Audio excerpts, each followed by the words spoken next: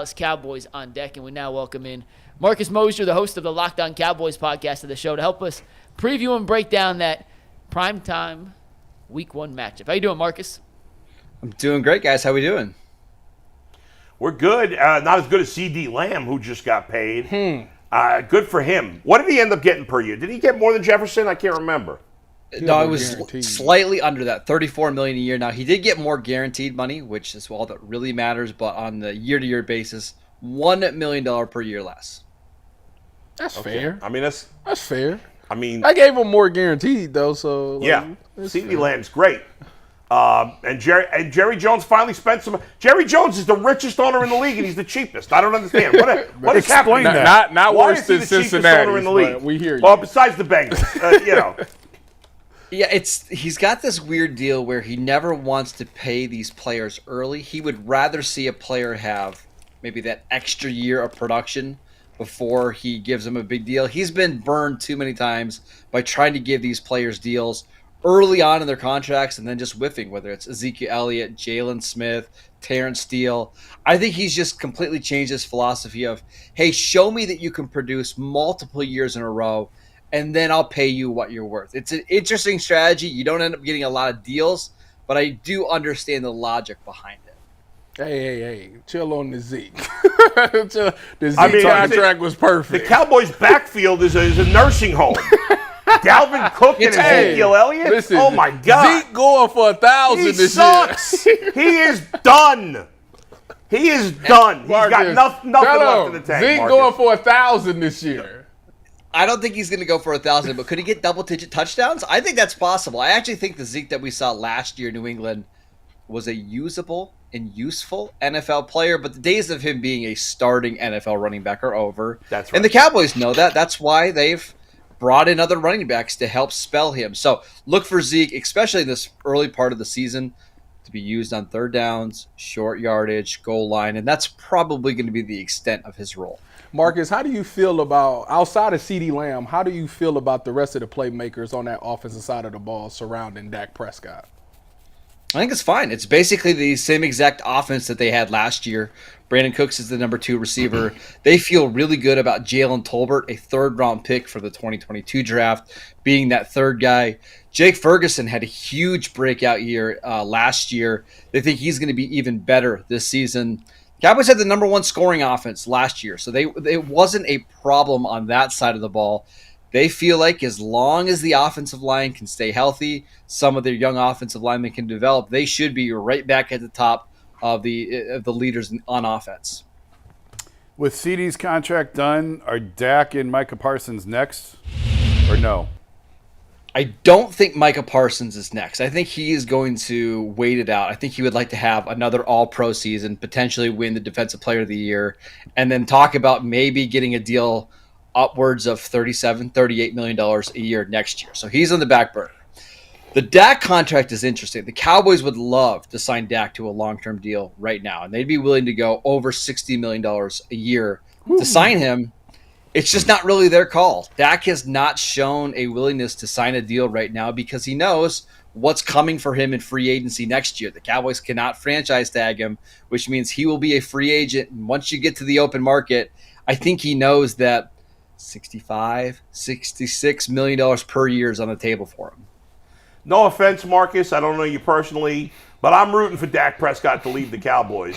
because Cowboy fans, let's face it, you know this. If you're a diehard Cowboy fan, you know this.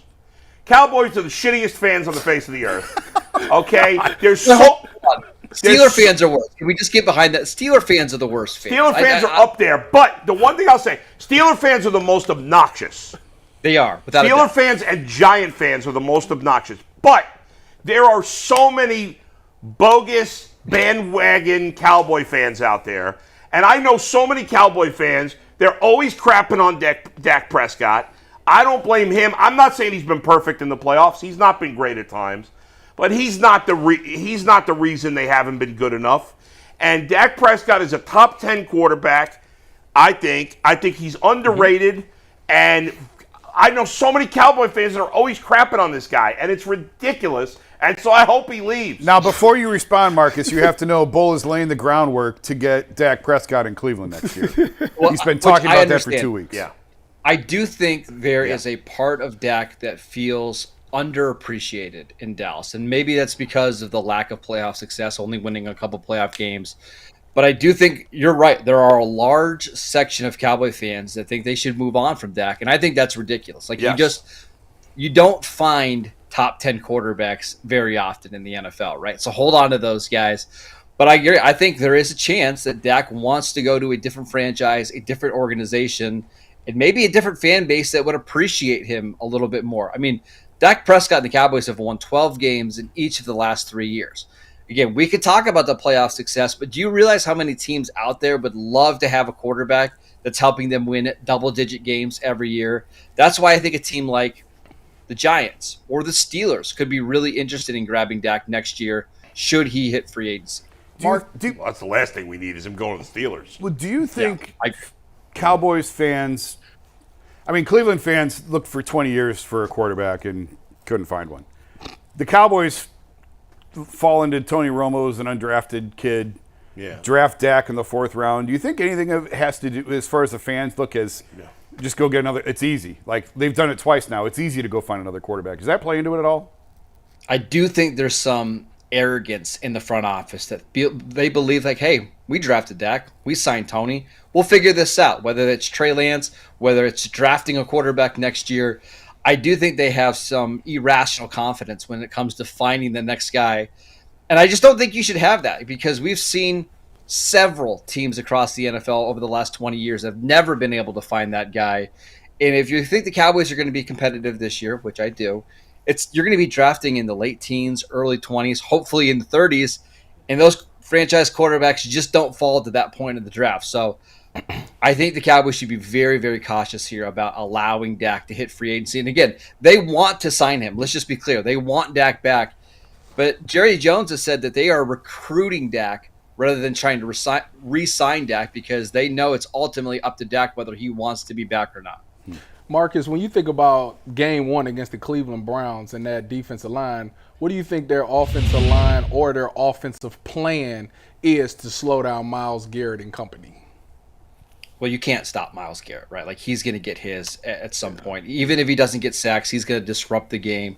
You're going to have to build your entire game plan around not letting Myles Garrett destroy you, right? So that probably means a lot of help to whatever side he's on. And that's the difference between Jim Schwartz and some of the other defensive coordinators. They'll move Myles Garrett around, making it harder to stop him. But I anticipate in this game a lot of quick passes, a lot of trying to run the ball up the middle just to keep their rookie left tackle, Tyler Guyton, afloat on that side. It's going to be really hard. Myles Garrett's the best defensive player in the league for a reason. I don't anticipate the Cowboys shutting him down or shutting him out at all. Who do you have to pick one, Myles or your guy, Micah Parsons? They're so different. I think Myles Garrett is the better pure pass rusher, but I love Micah's versatility and being able to play him at linebacker. You can line him up over the center. He's a fantastic pass rusher. Listen, I'm going to probably lean Garrett just because the size difference is so great. But I think both players are the top 2 in the NFL, not only at their position, but just the top 2 overall defensive players. How concerned are you? We talked about the game plan and stop Myles Garrett, but just in general, I know there's some concerns about the Cowboys' offensive line. What kind of shape is it in heading into the season?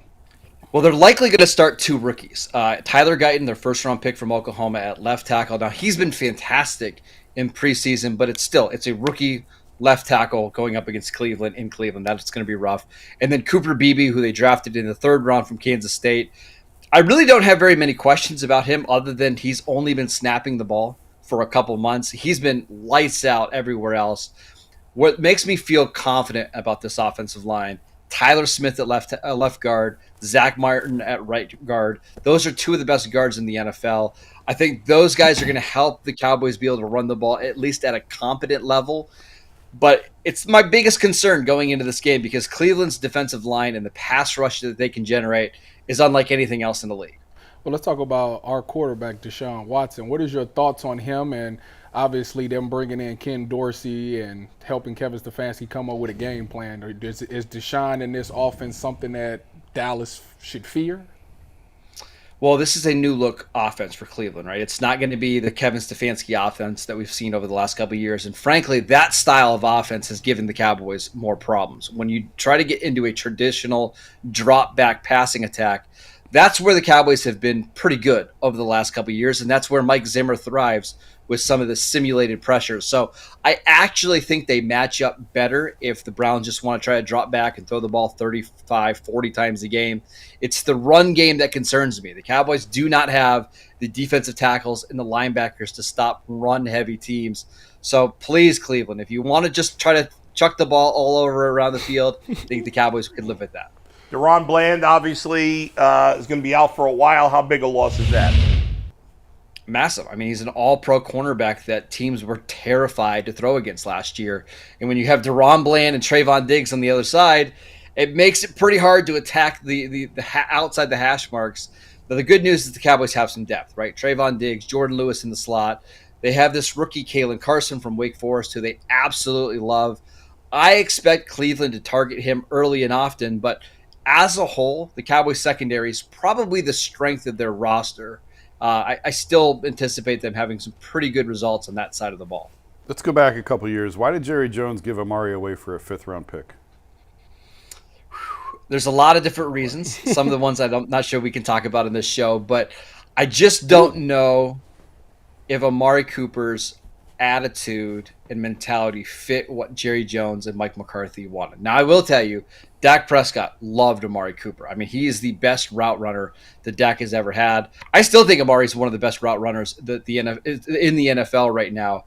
I'm just not sure the personalities meshed fantastic in Dallas between Jerry Jones, Mike McCarthy, and Amari Cooper. Now, can you explain that? Because Amari is the most quiet, at least in Cleveland. He didn't say anything. Like, he is the most anti-diva type receiver. To have any team say the personality doesn't fit is pretty surprising. Well, you're right. And Amari is incredibly smart. He's cerebral. He has a book club with all of his friends, and some of the Cowboys teammates still go to it. I don't want this to sound like Amari's a bad guy or anything like that, because it couldn't be further from the truth.